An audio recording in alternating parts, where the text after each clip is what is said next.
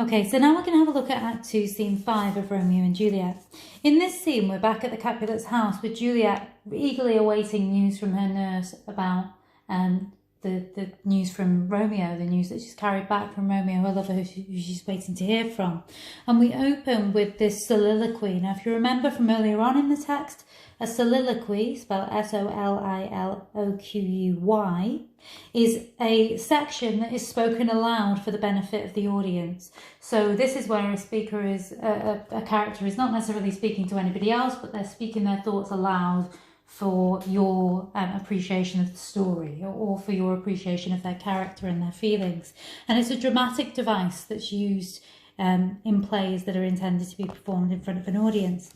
So Juliet says, "The clock struck 9 when I did send the nurse. In half an hour she promised to return. Perchance she cannot meet him. That's not so. Oh, she is lame. Love's herald should be thoughts, which 10 times faster glides than the sun's beams, driving back shadows over lowering hills." So here she's talking about the power of love and the speed of love, the kind of energy that love gives to people. And so she's suggesting that love can overcome hatred and darkness, and love can move faster even than the sun when it needs to. She's talking about the power of love. "Therefore do nimble pinioned doves draw love, and therefore hath the wind-swift Cupid's wings. Now is the sun upon the hindmost hill of this day's journey. From 9 till 12 is 3 long hours, and yet she is not come. Had she affections and warm youthful blood, she would be as swift in motion as a ball. My words would bandy her to my sweet love, and his to me, but old folks many feign as they were dead, unwieldy, slow, heavy, and pale as lead." So here she's mocking the nurse, and she's saying, oh, if she had warm youthful blood like me, she'd be moving faster, she'd be more excited by this. And it reminds us again of that emotional immaturity of Juliet. The idea that she needs the message and she needs it now. She's so desperately in love with Romeo in just a few short hours. And then she compares herself and young people like her and their feelings about love to the older generation. And she compares old folks as being unwieldy, slow, heavy, pale as lead, as though they were dead. So she's contrasting her own youth and immaturity and vibrancy alongside the dull maturity of her elders. And this shows us that Juliet prizes love over duty. Of course, Romeo is not the one who she's supposed to marry, and she's almost rejecting the kind of dull wishes of the older generation, because they live almost as though they were dead. Enter the nurse with Peter. "Oh God, she comes! Oh honey nurse, what news? Hast thou met with him? Send thy man away." "Peter, stay at the gate." "Now, good sweet nurse. O Lord, why thou look so sad? Though news be sad, yet tell them merrily. If good, thou shamest the music of sweet news by playing it to me with so sour a face." Notice how she speaks to the nurse here. Obviously, she's willing her to give her the news, but she says, honey nurse, good sweet nurse.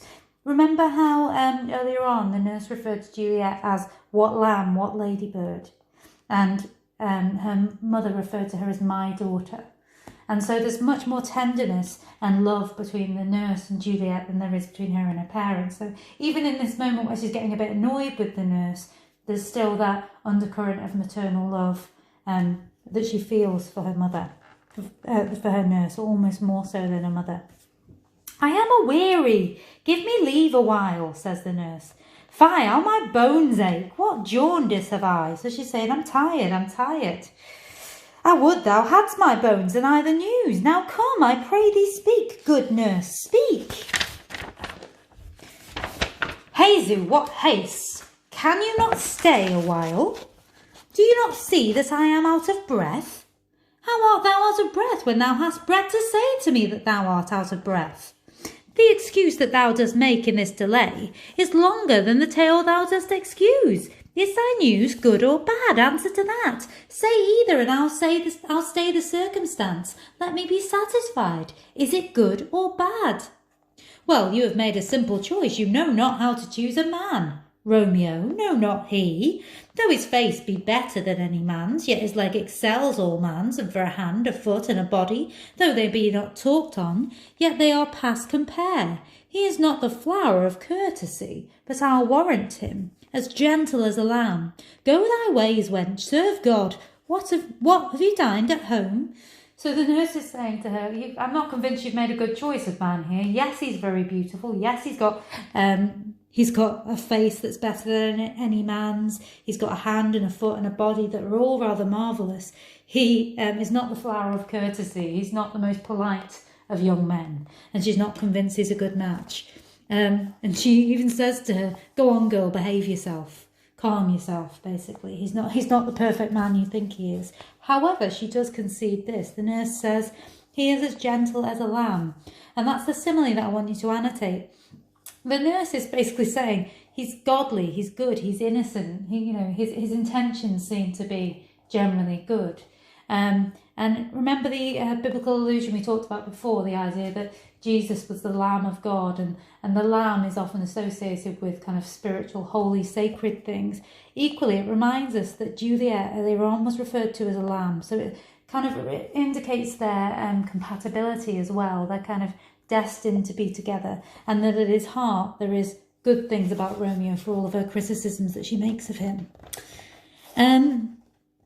No, but I did know all of this before. What says ye of our marriage? What of that? Lord, how my head aches. What a head have I. It beats as if it would fall in 20 pieces. My back at the other side. Ah, my back, my back. Beshrew your heart for sending me about to catch my death with jaunting up and down. So the nurse is kind of chastising Juliet, telling her off, and saying, look, this is all your fault for sending me out. I'm tired now and I'm sore. So she's not really giving Juliet the answers that she needs. Juliet says, in faith, I am sorry that thou art not well. Sweet, sweet, sweet nurse, tell me what says my love. Again, there's that use of that address term, sweet, sweet, sweet nurse. So again, that sense of love. Your love says, like an honest gentleman, and a courteous and kind and a handsome, and I warrant a virtuous. Where is your mother? Where is my mother? Why, she is within. Where should she be? How oddly thou repliest. Your love says like an honest gentleman. Where is your mother? Oh God, ladies dear, are you so hot? Marry, come up, I trow. Is this the poultice for my aching bones? Henceforth do your messages yourself. Here's such a coil. Come, what says Romeo? So she's getting increasingly frustrated now with the nurse for not giving her the message. Have you got leave to go to shrift today? Remember, shrift is confession. So she's asking her if she can go to confession to confess her sins before marriage. I have. Then hie you hence to Friar Lawrence's cell.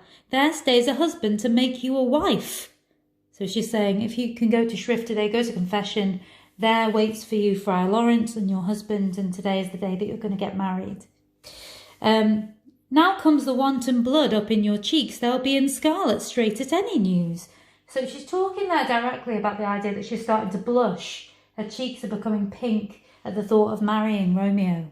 But equally, this imagery of blood reminds us of not only the idea that she's blushing, but also the feud and the conflict, the blood that could be spilled.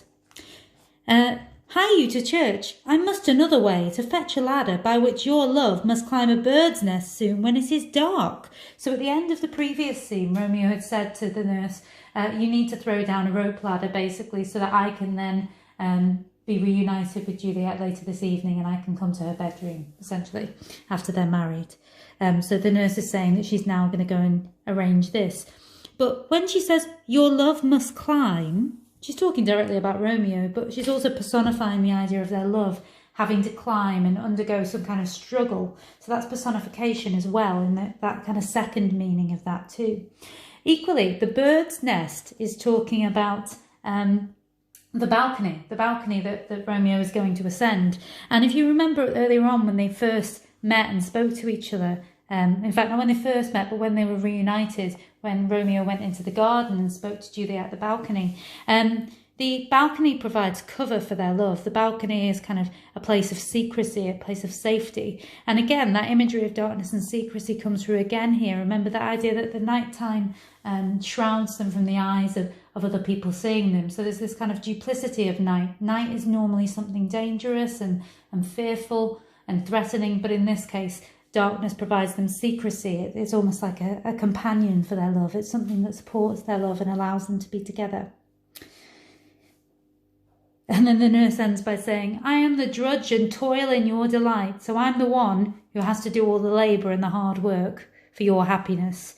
But you shall bear the burden soon at night. So she's talking about her responsibility to bear children and to consummate her marriage. Go out to dinner. Hie you to the cell.